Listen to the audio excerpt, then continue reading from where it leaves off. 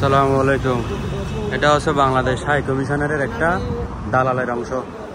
মানে রোডঘাট থেকে দালাল তুলে নিয়ে তারা অফিসে বসাইল। এটাকে বলা হয় এক্সপার্ট। বাংলাদেশ হাই কমিশনার এই পাসপোর্ট করায় না, এদেরকে একটা অংশ দিয়ে দিছে তারা একটা কমিশন খাবে। হ্যাঁ, একটা পাসপোর্ট করাতে লাগলে যদি হয় 150 রিঙ্গিত, 200 রিঙ্গিত, এরা নিবে 350 রিঙ্গিত, 100 রিঙ্গিত। এরা বাক করে বাংলাদেশ হাই কমিশনকে কিছু দিবে, তারা কিছু খাবে। তারপর হচ্ছে এখানে কোনো নাম নাই, বাংলাদেশ হাই কমিশনের কোনো নাম নাই, কিচ্ছু নাই। আর 10 বছরের ভিতরে কুত্তার ছাও বিড়ালের ছাও যেভাবে দিকে নাড়াচাড়া করে, সেভাবে নাড়াচাড়া করে বাংলাদেশ হাই কমিশন। এই যে দেখেন কতগুলো প্রবাসী, এই যে এগুলো হচ্ছে মুখ, দালালের মুখ। এগুলো তারা কন্ট্রাক্টে কাজ করে, নিজেই বলে দিচ্ছে ভাই কেন এভাবেই চলে। তারপর হচ্ছে এখন আসি নিজের কেস, এমআরপি পাসপোর্ট এখন দিবে না, কিন্তু ওখানে ঘুরে বাহিরেও দালাল ঘুরে, এরা বলতেছে কি এমআরপি পাসপোর্ট বা এখন দিবে না।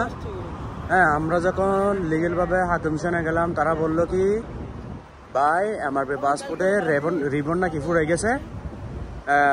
হাই কমিশন থেকে তারা সেইভাবে এটাকে বিজ্ঞপ্তি দিয়েছে, একটা নোটিশ দিল লিখিতভাবে অ্যাটেস্টেড করে আর কি। তো এই পাসপোর্টের জন্য লাইন ধরতে হবে। এখন এই পাসপোর্টের জন্য লাইন ধরতে হলে কী করতে হবে? ভোটার আইডি কার্ড নিয়ে আসতে হবে।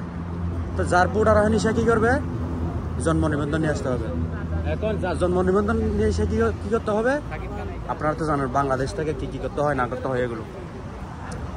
হ্যাঁ, এবার মালয়েশিয়ার সমস্যা হচ্ছে একটা স্পেশাল পাস 1 মাসের জন্য। যেমন কি আপনার যদি ভিসা না লাগে, আপনার ভিসা লাগার জন্য পাসপোর্ট হাতে নাই, পাসপোর্ট প্রসেস চলতেছে, এক্সপায়ার ডেট শেষ, সেজন্য আপনার প্রতি মাসে যদি খুব ভালো এজেন্ট হয় তাহলে 100 রিঙ্গিত নেবে, বাংলাদেশের 3000 টাকা। যদি মিডিয়াম হয় তাহলে 200 রিঙ্গিত নেবে, বাংলাদেশ 6000 টাকা। যদি ওই আরেক কুত্তা চাওয়ার মতো হয় তাহলে 1000 টাকা 500 টাকা, যার থেকে যেভাবে পরে ইনকাম করে নেবে। তাহলে চারিদিকে ইনকাম, মালয়েশিয়ার এজেন্সিও ইনকাম, বাংলাদেশেও ইনকাম, এখানে মনে করেন যারা হাই কমিশনের দালাল আছে তাদেরও ইনকাম। একটা সিম্পল বিষয়। এই জিনিসটা তারা সার্ভিস দেওয়ার নাম করে, তারা কিন্তু বাংলাদেশ হাই কমিশনে করতে পারে এই পাসপোর্ট। তো এই যে ভাইয়ের মুখ থেকে শুনেন, এটা হচ্ছে মানে দোকানদাররা ধরে রাখে 200, 300, 1 লাখ অ্যাপার্টমেন্ট অন্য মাসে বাঁচিয়ে দেওয়া, পরে 100, 150 করে দিয়া পরে যারা আহে অ্যাপার্টমেন্ট পায় না, পরে থেকে তাদের থেকে নেওয়া লাগে। এই যে প্রতিদিন ক্যান্সেল সিস্টেম বন্ধ করে, হ্যাঁ, সিকিউরিটি দিছে পাঞ্জাবি একজন, ভিতরে ঢুকতেও পারবে না। এবং কি মারামারি ছিল মনে হয় কিছুদিন আগে, মারামারি, এটা যে আমি নিউজ করেছি। হ্যাঁ, এই ভাই হচ্ছে এখানে রেগুলো থাকে, মনে করো আমার মাইন্ড ভাই, তাইলে এই অবস্থা আর কি। এখানে ভাই প্রতিদিন এই কাজ করে, মানে এখানে সমস্যা সমাধানগুলো দেখে। তো এখন আমি হাসনাতকেও বলি, সমন্বয়ককেও বলি, আর ইউনুস সাহেবকেও বলি, একটু নজর দিলে ভালো হয়। টিভি চ্যানেলে থাকলে হবে না, বুঝেন না আপনারা?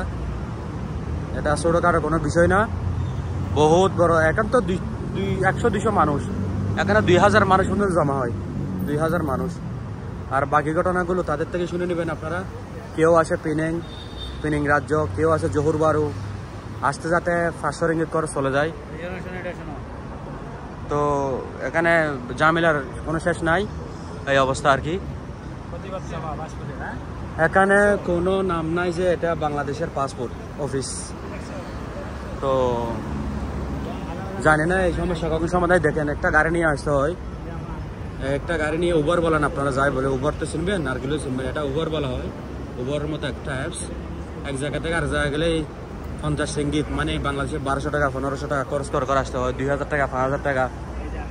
তো এখন এই সমস্যা সমাধানের জন্য দায়ীকে অবশ্যই শেখ হাসিনাকে দায়ী করলে ভালো হয়, কারণ শেখ হাসিনা তো সবকিছুর মূল। শেখ হাসিনা চলে যাওয়ার পর থেকে তো এই অবস্থা হলো দেশে। হ্যাঁ, হাসনাত আবদুল্লাহ, আর কি আছে, ওই দালাল মুক্ত, সিন্ডিকেট মুক্ত কি কখন যে হবে আমি জানি না। আপনারা একটু এদিকে আসুন, আপনারা প্রতিনিধি পাঠিয়ে এদিকে দেখুন। এদিকে শুধু দেশের ভিতরে অডিট করলে হবে না, দেশের বাইরে এসে দেখুন মালয়েশিয়া থেকে কত কোটি কোটি টাকা রেমিটেন্স যাচ্ছে। এই যে কালকে আসলাম বাংলাদেশ থেকে, বাংলাদেশে যে অবস্থা, তার চেয়ে বেশি খারাপ অবস্থা এই বিদেশে প্রবাসী সেবা এগুলো শুনতেছি, শুনতে কান জ্বালা ফালা হয়ে গেছে। এখন গত হচ্ছে বেয়াক মাগের হয় একদল, সিরিঞ্জা ভাষায় যেটা বলা হয়।